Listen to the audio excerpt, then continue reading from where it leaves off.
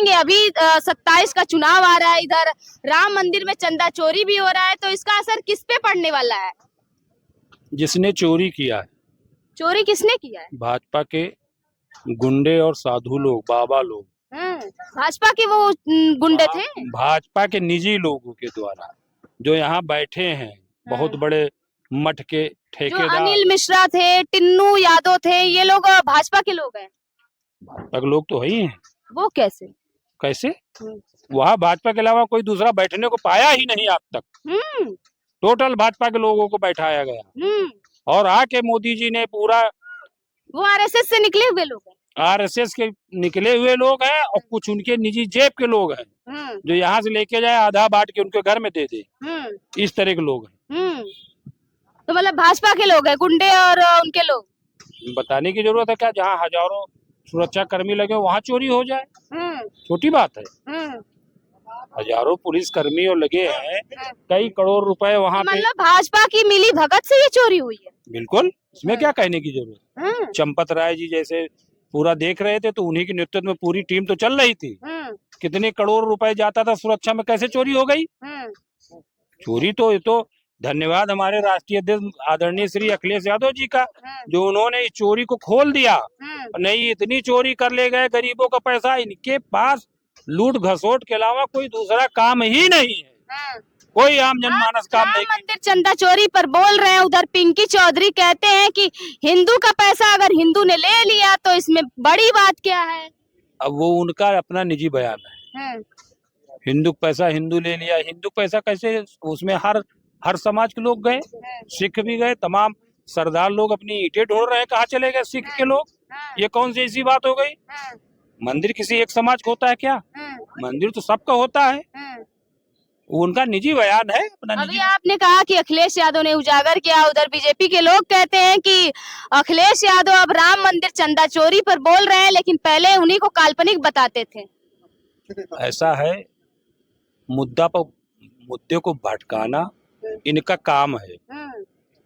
सबसे पहले इस मंदिर की नींव रखने वाले कल्याण सिंह और विनय कटियार जैसे नेता, जिसको भाजपा ने किनारे कर दिया, जो सही बात कहते थे विनय कटियार जी, उनको हम लोगों ने कई बार प्रयास किया कि इस दल से मुक्ति पा जाओ, लेकिन वो पुराने लिए बैठे हैं। उनको इस तरह बेइज्जत किया भाजपा ने, जिसका कोई जवाब ही नहीं। तो भाजपा ऐसा क्यों करती है कि जो नींव रखता है राम मंदिर का उसको हटा देती है, लेकिन जो गोली चलवाता है नृपेंद्र मिश्रा उसको उसका कर्ता धर्ता बनवा देती है? ऐसा क्यों? अब इनका काम है यही, हर समय पे ये देखा करते हैं, जितना दागी और जितना उस तरह का आदमी होगा वो इनके दल में होगा और इनके साथ रहेगा। दागियों के लेंगे, अच्छे लोगों को मुकदमा दर्ज करवाएंगे। क्या आप लोगों पर नहीं मुकदमा दर्ज हुए? क्या आप लोगों के भी हुए? कोई आवाज हो गया? अभी हाल में जंतर मंतर में देखा, एंटी नेशनल उनको बोला जा रहा है, आतंकवादी। अब देख ही रहे हो, क्या बताने को है आपको। पूरी दुर्दशा हो गई, पूरा 100 साल पीछे इसको यूपी सरकार, केंद्र सरकार पूरे देश को 100 साल पीछे कर दिया। 100 साल पीछे चला गया। रिद्धिमा शर्मा को जानते हैं? सारे शर्मा को हम लोग जानते हैं। कोई जो वो लड़की है, बोलती है बापू को, महात्मा गांधी को बापू कहती है अरे उनके तो वो तो बड़े तंदुरुस्त थे, अंग्रेजों को देखकर ऐसे कांपने लग, बस डंडा ले लेते थे। हाँ, ये तो जो भाजपा के लोग बैठे हैं लेके AK-56 निकल लिया ना आतंकवादी के लिए। ये तो और आतंकवादी बुला लिया कि आओ मार डालो, हमारा राजनीति चले। वो रिद्धिमा शर्मा इतना महात्मा गांधी जो हमारे देश के बापू हैं उनको इतना अनाप शनाप बोलती है, लेकिन उनको नवाजती है माला पहना के। और जो जंतर मंतर पे पेपर लीक के खिलाफ बोल दिया तो उसको आतंकवादी बताया जाता है। अब ये नौजवान और देश का किसान और बेरोजगार रोड पे आ गया है। अब इनकी विदाई तय हो गई है। ये कार्यकाल अपना पूरा नहीं कर सकते, न केंद्र में और न तो यूपी में। अरे 12 साल बेमिसाल बताया जाता है मोदी जी का। जवाहरलाल नेहरू से बड़ी ऊंची प्रतिमा उनकी दिखाई जाती है, उनसे बड़े नेता बन गए हैं मोदी जी। अब वो कुछ भी कर ले, सरकार में है तो अपने आप को झूठ में कुछ भी कह ले। सच्चाई उनके नीचे कुछ बची नहीं है पब्लिक में। पब्लिक में देखिए जाके, सच्चाई कुछ नहीं है, झूठ है टिके हैं। और जितने झूठे हैं देश और प्रदेश के सब इकट्ठा होंगे टोटल। कौनो किसी किसी जिले में तो 8 बजे के बाद लोग निकलते ही नहीं। बनारस में अभी एक योगी जी की रैली हुई थी, देखा गया कि बनारस में बस कुर्सियां ही उनको सुन रही थी, भाषण उनका सुन रही थी, जनता थी ही नहीं। जनता दर्शन भी लगाओ तो कोई इनकी बात सुने नहीं होती है बगल में। अरे जनता की बात करते हैं, उनके दुख की बात करते हैं, तो तब क्यों नहीं सुनेगी? जातिवाद में नहा रहे हैं, केवल जातिवाद देख रहे हैं, बाकी कुछ नहीं देख रहे। किस जाति को ज्यादा तवज्जो दे? जिस जात के है उसी जात के देख रहे हैं, बस जातिवाद देख रहे हैं। बदनाम दूसरे की है, उनसे बड़ा जातिवादी देश में नहीं निकला कोई। तो योगी महाराज जी पे भी केस है, क्या कह रहे थे अभी आपकी जो जितने चोर चकट्टे हैं सब बीजेपी में है? केस तो अपने जितने थे वापस ले चुके, अब दूसरे होंगे तो फिर देखा जाएगा। केस तो सारे वापस ले चुके हो। कौन सा केस था उन पे वापस ले लिए योगी जी? वो वही जाने। अरे आप ही बता दीजिए, आप बता दीजिए। केस थे उनके ऊपर, वापस लिए और बहुत दिन मीडिया में चला कि अपने ही केस वापस तुम ले। पहला देश का पहला मुख्यमंत्री होगा जो अपने ही केस वापस ले लिए। ये समझ लीजिए विदाई तय हो गई इनकी। और पूरे यूपी का हम पटेल समाज से आते हैं, 75% से 90% पटेल समाज भूत समाजवादी पार्टी को जिता के 2027 की सरकार बनाएगा। पटेल भी अब समाजवादी पार्टी को करने लगे समर्थन। क्यों? 2022 में 70% बूथ हम लोग जीते।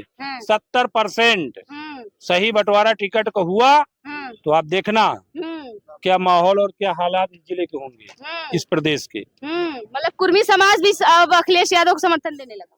75 से 90। अनुप्रिया पटेल तो लेकिन समाज बीजेपी को सपोर्ट कर रही हैं, तो उन्हीं के साइड जाएंगे। वो अपने दल को सपोर्ट कर रहे हैं, उनके दल को कभी नहीं सपोर्ट कर रहे। बीजेपी वालों ने ही माननीय सोनेलाल पटेल जी को इलाहाबाद में अटैक करवा के कितनी बड़ी दुर्घटना करवाई थी।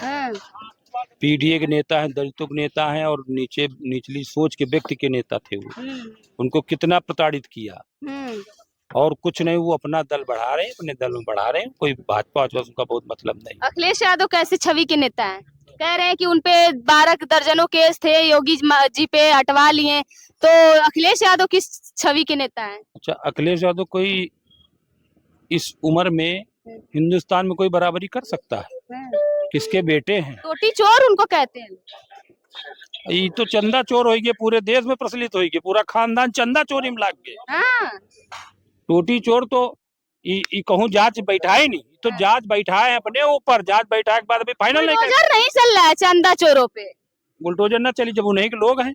क्या बुलडोजर चला रहे? जब उन्हीं के लोग तो बुलडोजर कैसे चलेगा? एसआईटी टीम गठित की गई है ना, पंचवर्षीय योजना लागू हुई माँ इतनी जल्दी ना हुई, 5-10 साल लाग जाये। जब इनके लोग फंसे लगा तो पंचवर्षीय योजना, और बाकी कह रहे हम 2 दिन में सब लिए बुलडोजर भैया हटो हटाओ। बुलडोजर बाबा योगी जी बुलडोजर बाबा के लिए जाने जाते हैं, बड़ा तेज कार्रवाई होता है, लेकिन अभी कहाँ धीमा पड़ गया बुलडोजर। इनके बता तो दिया, ये हमेशा धीमे रही है, बस दूसरे के लिए हैं। आप लोगों के ऊपर, कई लोगों के ऊपर बुलडोजर चल गया। आप लोगों समाजवादियों पे चला है कि नहीं, ये बताइए। समाजवादियों के ऊपर तो जितना ही जुल्म सहने वाला बड़ा होता है, जुल्म करने वाला बड़ा नहीं होता है। वाह क्या बात ठीक है।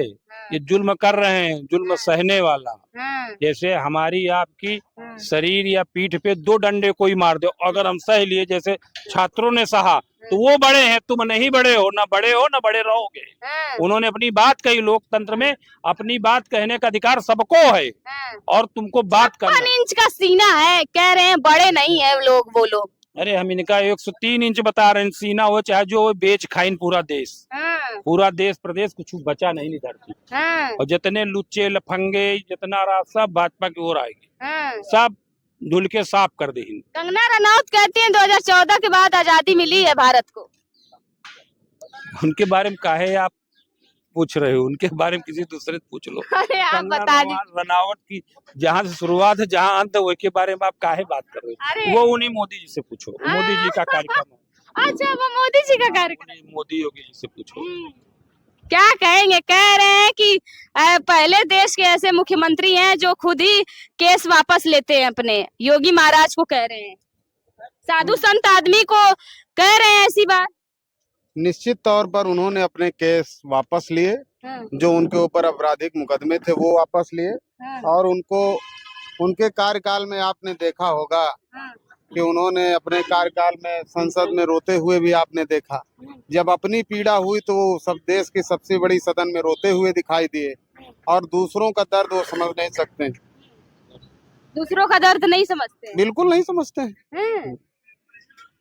बताइए तो किसकी सरकार बन रही है 27 में? समाजवादी पार्टी।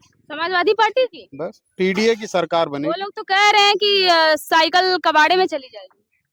नहीं, ये सब विक्षिप्त मानसिकता के लोग हैं, ये इस तरीके की भाषा के। अच्छा, पीडीए आपने कहा, बीजेपी बार बार आरोप लगाती है कि अखिलेश यादव का पीडीए है कौन? पीडीए हमेशा बदलता रहता है। वही राजभर भी इस पे, ओम प्रकाश राजभर हमेशा आरोप लगाते रहते हैं। देखिए, पीडीए जो पीड़ित हैं, जो दुखी हैं, जो अपमानित हैं, वो सबको हम लोग एक साथ लाने का काम कर रहे हैं। रही बात ओम प्रकाश राजभर जी की, ओम प्रकाश राजभर जी को पूरी प्रदेश की जनता ये जानती है कि वो पूरी तरीके से मानसिक रूप से दिवालिया हैं।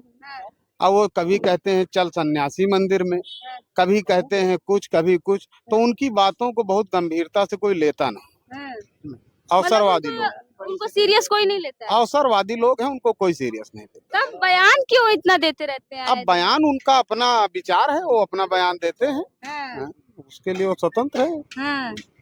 अखिलेश यादव कहते हैं निशाना साधते हुए कि यादव की 12 बजे बुद्धि खुलती है।